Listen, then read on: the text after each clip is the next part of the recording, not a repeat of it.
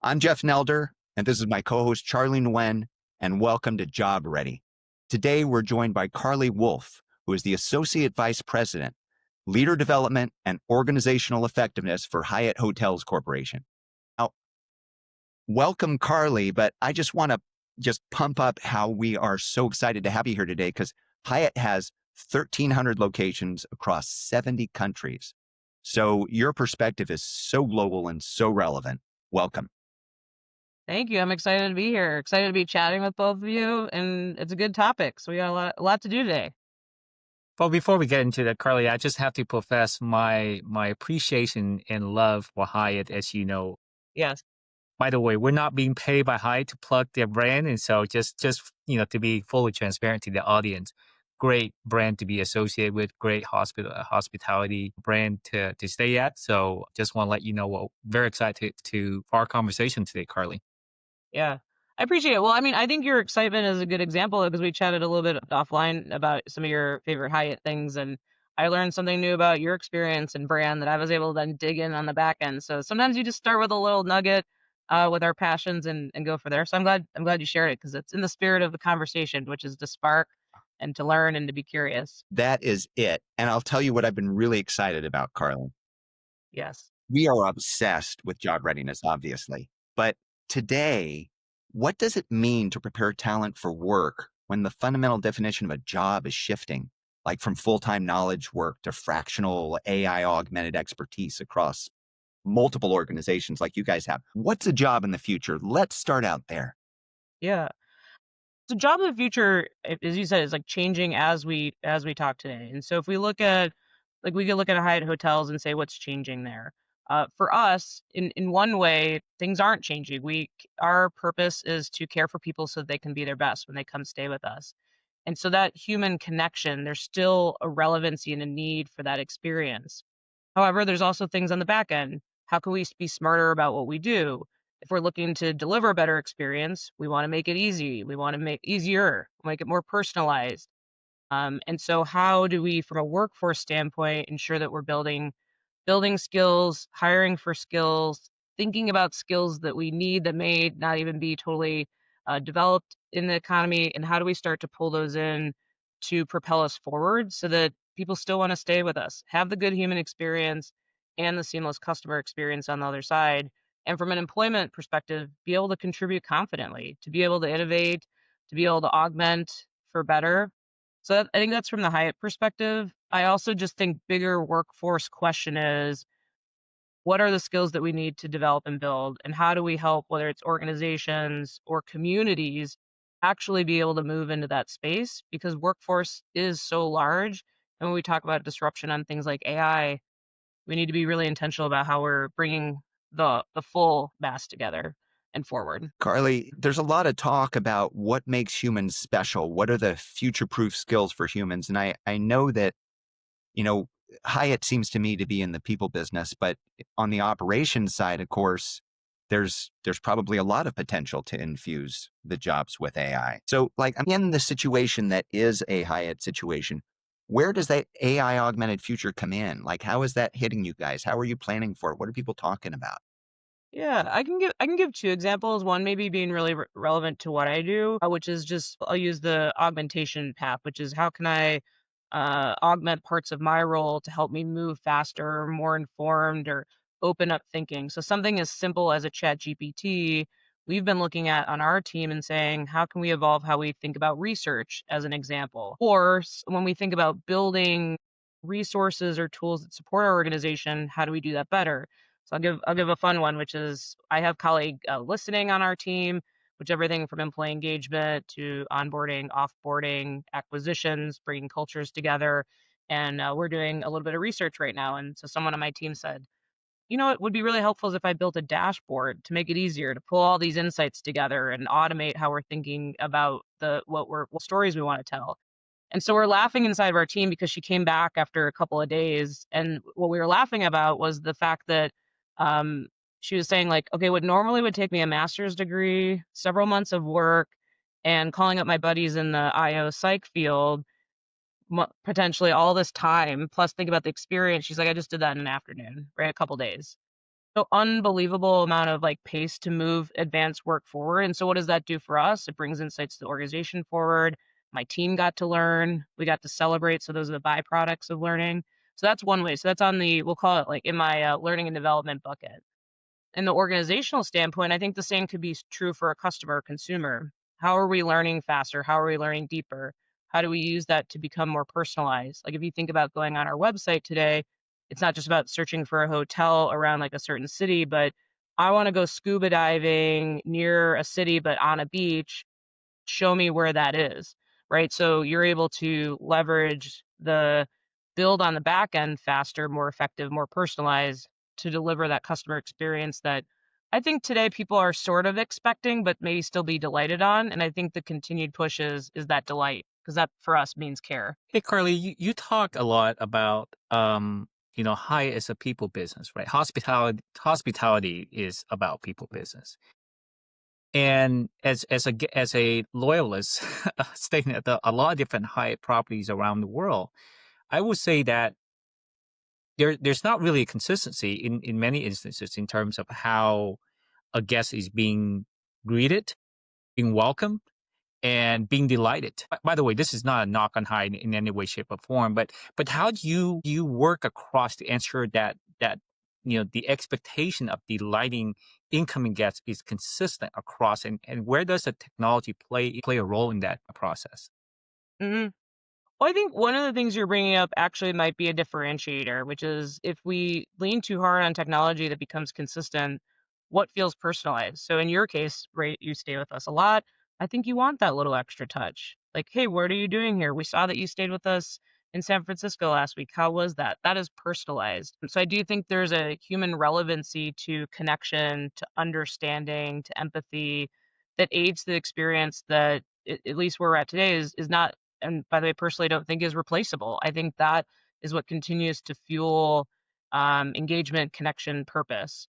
Now, where can technology or AI aid in that space? Like, let's go back to that personalization. I mentioned, okay, you stayed in San Francisco. I actually saw that you ate in our restaurant. Oh, now I'm able to pull up. I know you ate there. I know that we have one of our marquee chefs at that restaurant. By the way, someone that he trained is also at this restaurant. Now maybe I recommend this restaurant to you because you really enjoyed chef in San Francisco. You're really going to enjoy his protege who is here with us today. Thinking of a small example, and by the way, that's a illustrative example. We're not there yet, but I think when you start to imagine the possibilities behind advancing that work, I think is incredible.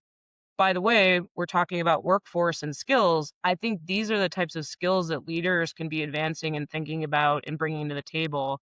Where can I support my organization in this type of future thinking? How do I help them build that out? How do I test it out to maybe prove out? All of these things I think are both leadership skills. They're also skills of the workers of today and of the future that will continue to advance us in a really meaningful place. So when we talk to a lot of folks, and what we've heard often is, the example that you give how work was able to get done in one afternoon as opposed to, could be weeks and months previously. But there seems to be a resistance, and this, I'm not going to name any names here, but a lot of roles are concerned that if they incorporate AI into the work, that they may kind of work themselves out of that role, right? So where is that balance for you guys in terms of, focusing on that personal touch and incorporations of AI or technology to really improve that experience for the guests? Yeah.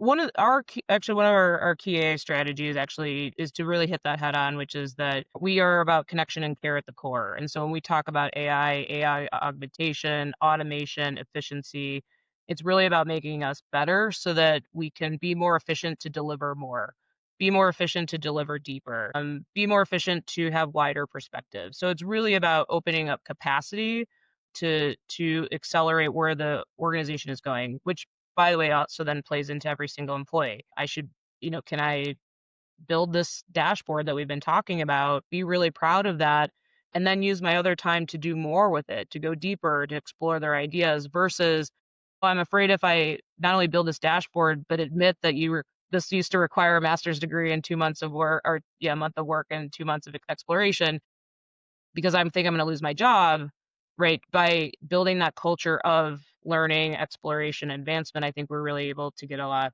out of that. So that's definitely it's actually at our core strategy. One thing I guess I would think about just broadly, so this isn't necessarily even Hyatt lens, but to your question of I think the fear. And I hear the same things too. Friends, family, people you talk, right? You can be standing in line at a restaurant and you talk to somebody about AI and what's being taken away and the advantages and disadvantages of that. But I think what's really powerful is the possibilities of what could be added on. I also think about the flip side of that. If I'm not learning and growing and advancing, and this is, by the way, one of my biggest worries for workforce at a large scale, is what happens when you don't. So I'm not advancing my skill set. Am I bringing as much value to the organization as I can?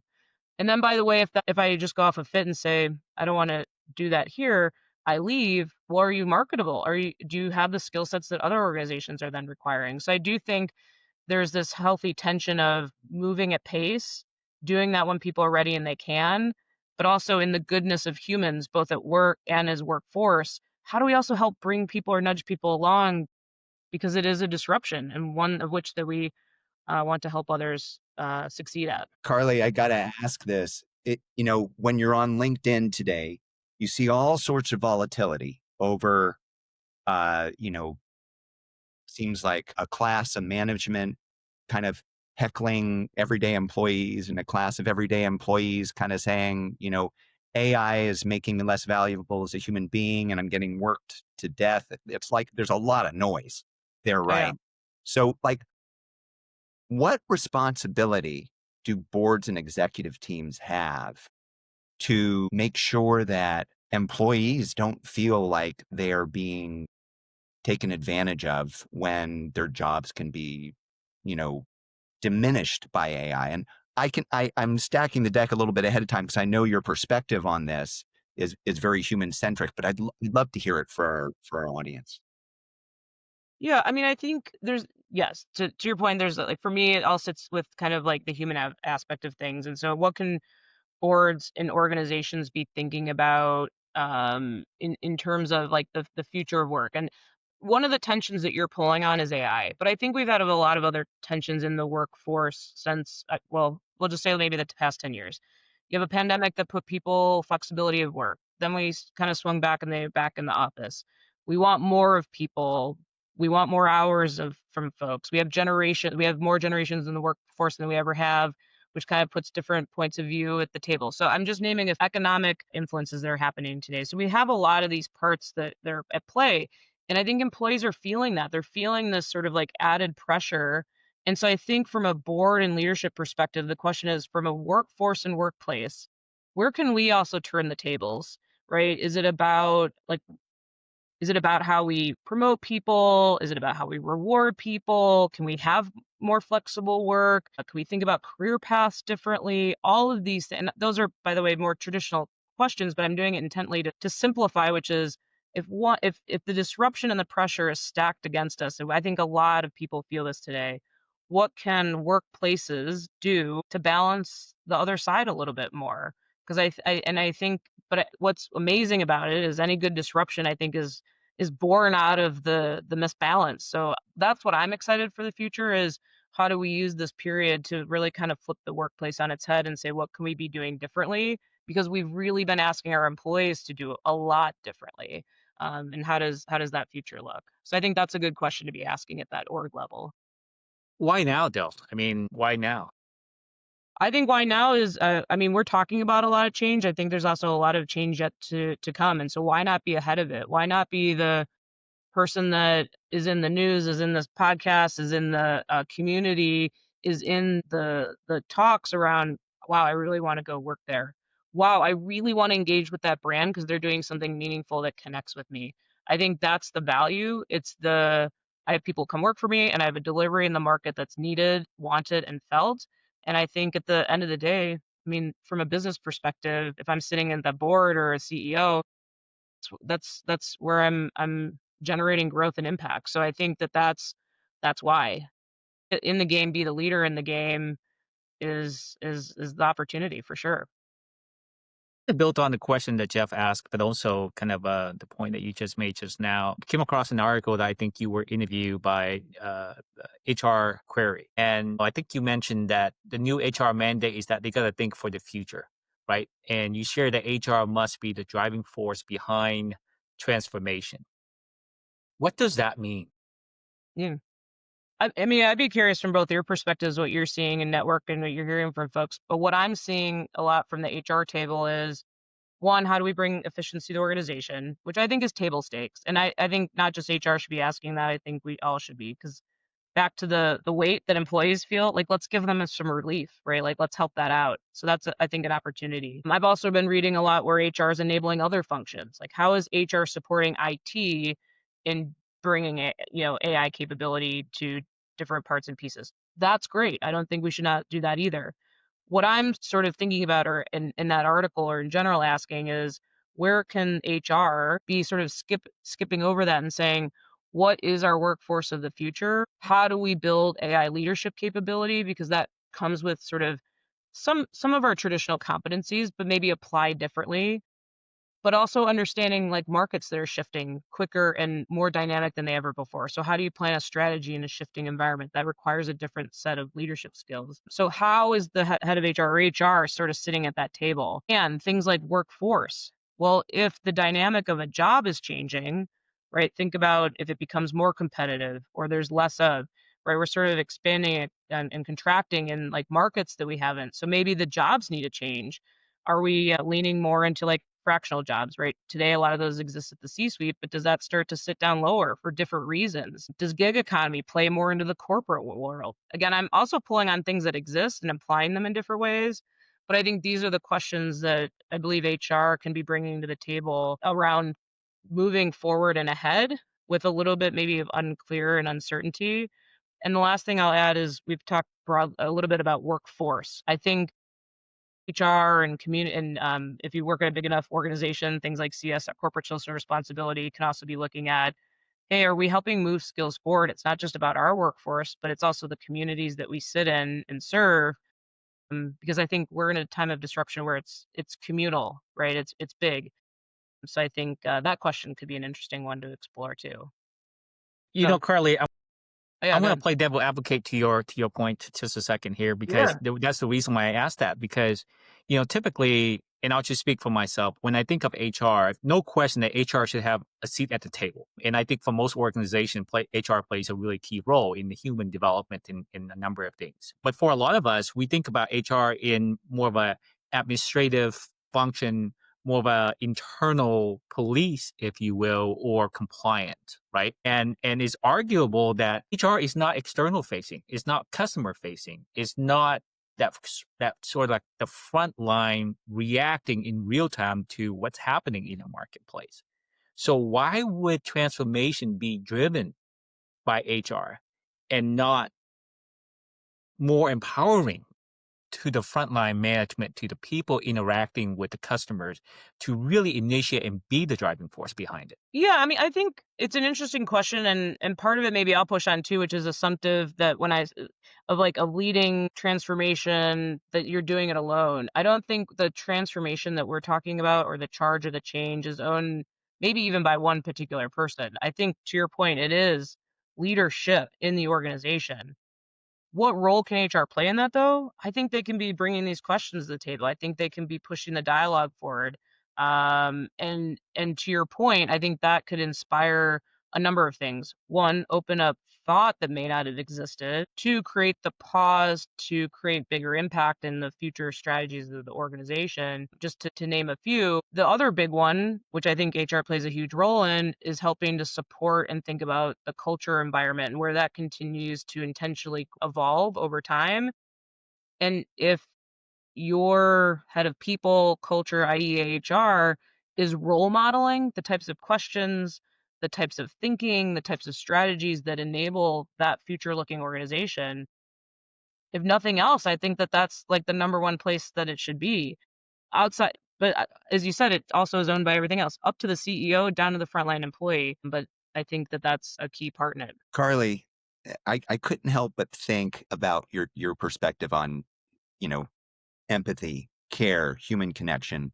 it doesn't seem like that's unique to Hyatt. That feels like some of the durable, HR initiatives for your workforce, right? Is improving the sense that the brand and leadership can have empathy and care and connection for the workforce, so the workforce can do the same with your customers, right?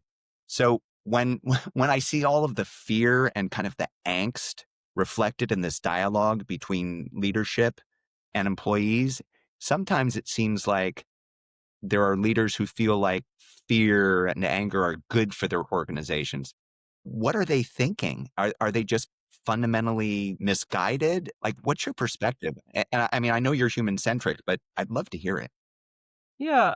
I mean, I think I personally, and you see this in data and research all over the place. I think fear just creates puts a lot of there's lack of you're impacting psychological safety, you're making things smaller, you're not creating space where people want to innovate, connect, collaborate. And I think all of that has a profound impact, not just on business results, but how it feels to work there, which, by the way, are to me one and the same, right? If you don't feel good being there, how do you expect to have best optimi best optimization on your impact to the organization? So I think that is really short-sighted, and short-sighted in many ways. I think that that's in everything, right? You could be big fear or small fear, meaning like full company, or maybe it's just my team. I mean, I think we can all relate to that. Nobody wants to work in that environment. Like, ask someone their best place to work, they're never like, "It was driven from fear, and it was the time of my life." So I think just fundamentally, that's what it does.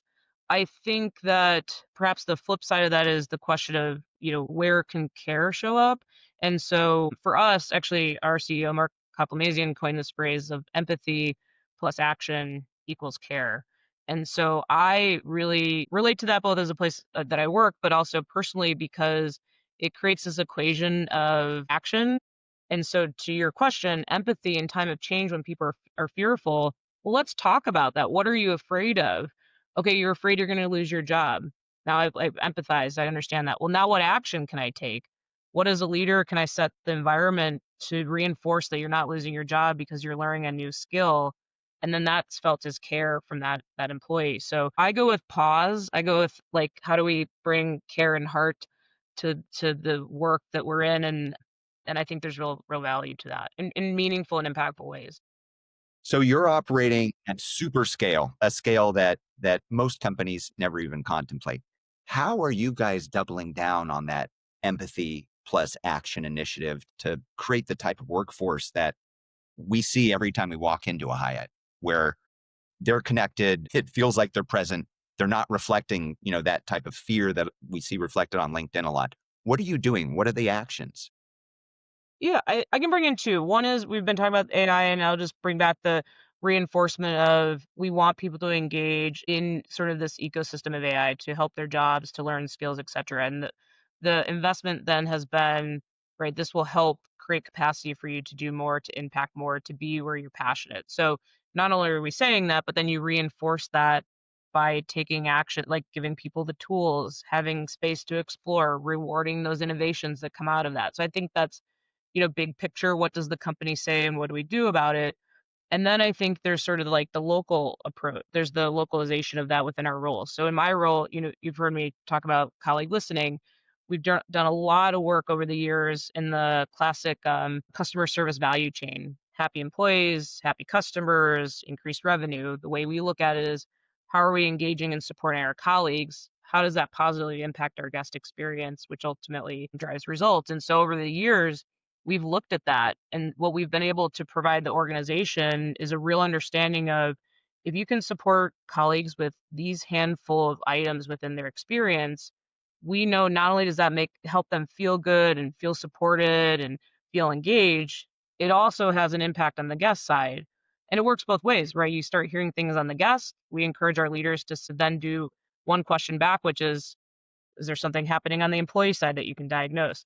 So we have really created this culture of understanding what's most important for the colleague and how leaders can facilitate, build, and reinforce that culture that really matters most to our employees. And we look at that regularly. So it's not, oh, this mattered to folks 5 years ago and we're hanging our hat on that.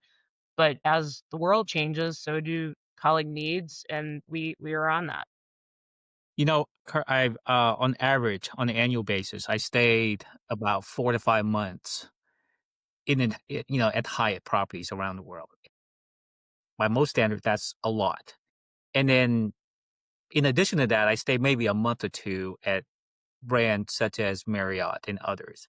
And the key reason for that is not only because of my status and I get, but that personalized treatment. I feel like whenever I reach out to Hyatt, whether at the location or through a dedicated phone line, there's always that caring, that going above and beyond. And in some way, it encourages me to stick to Hyatt brand whenever it's possible, as opposed to going to a Marriott or ISG and others. And it touches on. So first of all, kudos to you guys, to kind of have that care equation, because it's true. Because if you're just listening to me without any kind of follow-up action, to me, that's just hot air. That just, flat out bullshit in most instances. What I care about is you hear it, you hear the concern or whatever, and you take action and you follow up, right? And it encourages a lot more loyalty. Taking a step back here, and then for a lot of future generations that want to be a part of Hyatt brand and coming out of college, I mean, can you talk to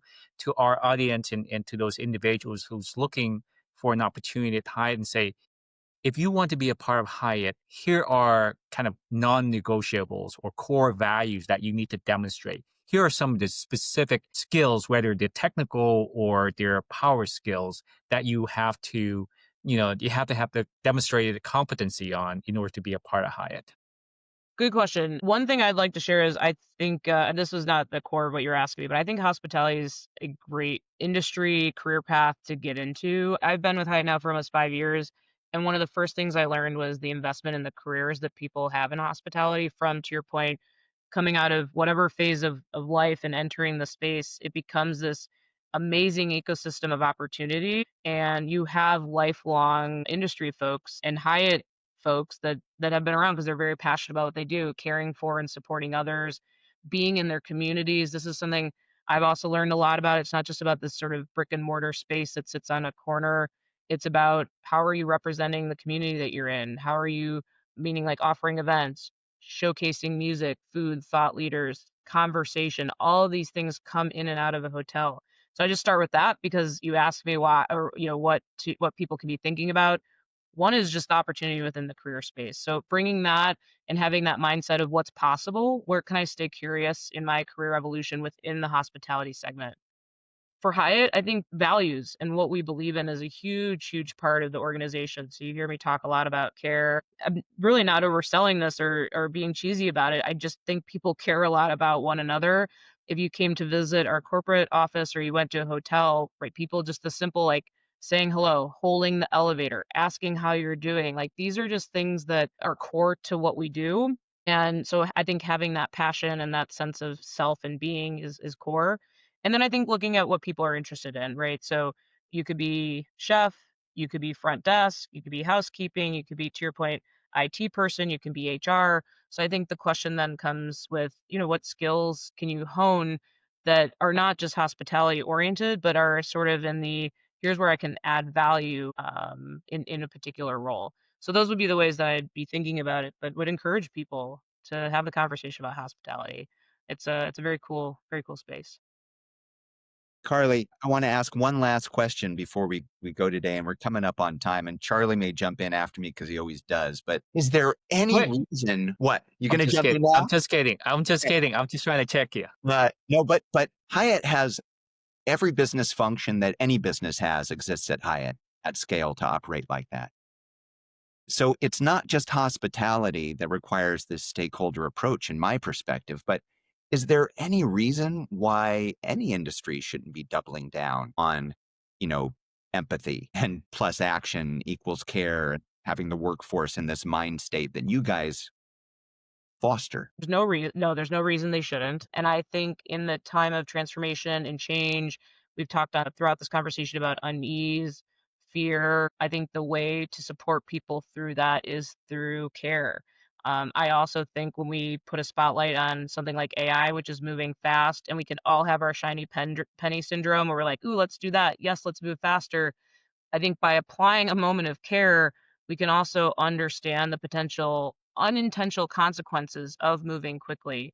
Not to say that we shouldn't be thinking forward, but I think we should be moving forward smart and with care, because there is real human impact to the transformation and disruption that we're talking about right now. So I say double down, triple down on care, because it's what's gonna move it forward. And still with speed, just a little bit more intentional to make sure that we're bringing people along, that we continue to have the consumer impact that we want. And by the way, maybe even go further with. I think that's my challenge. Where can care bring you further along without applying that in your culture? Wow. Well, I think we could drop the mic there today. Great. I had like 10 more questions for Carlee, but I'm not gonna ask after that care statement. So I think we're good for today. Carlee, thanks so much for joining us. I know how busy you are, both of us do, and we appreciate you. No, I appreciate both of you. I love this conversation. It's an important one. I mean, this group together, plus the listeners, like everyone's doing important work, and to be able to take a moment out to talk about care and disruption is immensely. I have immense gratitude for it. So thank you both. I'm Carlee, voting for you. I have to tell you, I have to give Hyatt a plug, and this is Hyatt does not sponsor this. Our show is completely independent, no sponsorship whatsoever. But in our family, we have a say that, typically we only remember vacations and family moments that are associated with Hyatt. So anything before Hyatt, we really don't have much recollection. So kudos to you guys, kudos to the Hyatt team for creating those memories. And as I always share with a lot of the general managers at the properties I stay around the world, I said, we're not coming here because we need a bed to sleep on or a room to stay in. We're coming here to create family memories and appreciate you being a part of that. So glad to have a conversation with you today, Carlee. I love it. I love it. And I guess, can I just, since you get to have the last question, maybe I'm going to add on to that, which is because it's so powerful. You talk about the family conversation. What do employers and communities want the people that work for them or live in their spaces to say about how they're leading leading this change? What's their smile moments, their memories, the impact of their friends and family, that they want to bring those positive, memorable moments as we go through this transformation together. So I'm just using your inspiration because I think that's the leadership that we're looking for as we move into this new world. I love it. And that's the leadership that you're providing. And that's all we have time for today, everybody. This was Job Ready. I'm Jeff Nelder. Charlie Nguyen I'm over Charlie here. Nguyen. Loved having Carlee Wolfe on. You can find us. We're the EFA podcast. You can find us at efa.io/job ready or jobreadypodcast.com. We appreciate you. Wishing you a great day.